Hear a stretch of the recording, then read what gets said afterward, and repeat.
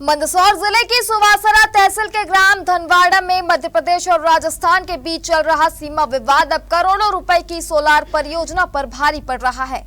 दोनों राज्यों के बीच भूमि के आधिपत्य को लेकर लंबे समय से विवाद जारी है और मामला अब सुप्रीम कोर्ट तक पहुंच चुका है। विवाद के चलते कई बार सौर ऊर्जा निर्माण कंपनी ने मौके पर निर्माण कार्य शुरू करने का प्रयास किया, लेकिन हर बार काम शुरू होते ही राजस्थान वन विभाग और प्रशासनिक अधिकारियों की टीम मौके पर पहुंचकर निर्माण कार्य रुकवा देती है। इस विवाद को सुलझाने के लिए कई बार मध्य प्रदेश के मंदसौर कलेक्टर और राजस्थान के झालावाड़ कलेक्टर के बीच पत्राचार और प्रशासनिक स्तर पर वार्ताएं भी हुई, लेकिन कोई समाधान नहीं निकल सका। दोनों ही राज्य संबंधित भूमि पर अपना अपना दावा कर रहे हैं, जिसके चलते करोड़ों रुपए की सोलार परियोजना का निर्माण कार्य अधर में लटका हुआ है। सुनिए मामले की पूरी कहानी मंदसौर से हमारे संवाददाता परमेश्वर सोलंकी की इस रिपोर्ट में। मध्य प्रदेश सरकार ने सोलार प्लांट स्थापित करने के लिए मंदसौर जिले की सुवासरा तहसील के रामनगर और धनवाड़ा गांव की करीब 130 हेक्टेयर शासकीय भूमि एक निजी कंपनी को आवंटित की थी। कंपनी ने यहां बाउंड्री वॉल और फाउंडेशन का निर्माण कार्य शुरू ही किया था कि राजस्थान वन विभाग की टीम ने मौके पर आकर भूमि को अपनी सीमा बताते हुए काम रुकवा दिया। इसके बाद से निर्माण कार्य शुरू नहीं हो सका। यह सोलार प्लांट मध्य प्रदेश जल निगम की गांधी सागर पेयजल योजना का महत्वपूर्ण हिस्सा है।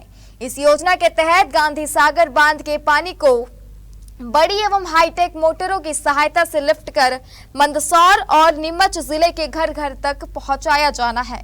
योजना को बिना रुकावट के बिजली उपलब्ध कराने के लिए इस हाइड्रो पावर के साथ साथ इस विशेष सोलार बिजली इकाई से भी जोड़ा गया है।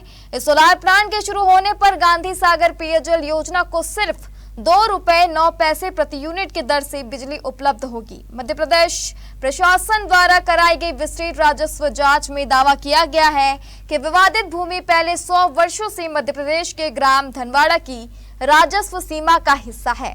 जांच प्रतिवेदन के अनुसार वर्ष 1902 से 3 और 1938 से 39 के ऐतिहासिक राजस्व नक्शों का वर्तमान सीमा चिन्हों, कुओं और रास्तों से मिलान किया गया, जिसमें कोई परिवर्तन नहीं पाया गया।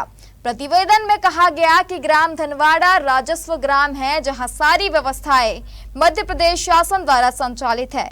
ग्रामीणों के आधार कार्ड, समग्र ID, ration card, Ayushman card और अन्य शासकीय दस्तावेज भी मध्य प्रदेश शासन द्वारा जारी किए गए हैं। संबंधित दस्तावेज राजस्थान के अधिकारियों और झालावाड़ कलेक्टर को उपलब्ध कराए जा चुके हैं, लेकिन अब तक राजस्थान की ओर से अपने दावे के समर्थन में कोई ठोस राजस्व दस्तावेज प्रस्तुत नहीं किए गए हैं। अब यह पूरा मामला सुप्रीम कोर्ट तक पहुंच चुका है। तो मध्य प्रदेश सरकार ने आवंटित की गई है। अब राजस्थान को ये कंफ्यूजन है कि ये लैंड उनका है। उनका एक जो बटांगन है, खसरा बोलते हैं वो, उसमें 236/1 वो ये बोल रहे हैं कि 857 हेक्टेयर पूरा जो मध्य प्रदेश सरकार के 3 इसमें ग्राम लगते हैं, धनवाड़ा, रामनगर और धतूरिया, ये तीनों ही अगर वो 857 हेक्टेयर क्लेम करते हैं तो फिर तो पूरे तीनों ही चले जाएंगे इसके अंदर। मतलब ये प्रोजेक्ट तो 130 हेक्टेयर का ही है। इसके अलावा जितने भी हेक्टेयर बचे जो फॉरेस्ट विभाग क्लेम कर रहा है, तो फिर तो इसमें 1902 से मध्य प्रदेश सरकार के पास ही और सारी यहाँ पे जो भी जनहितकारी योजना है वो लागू हुई है।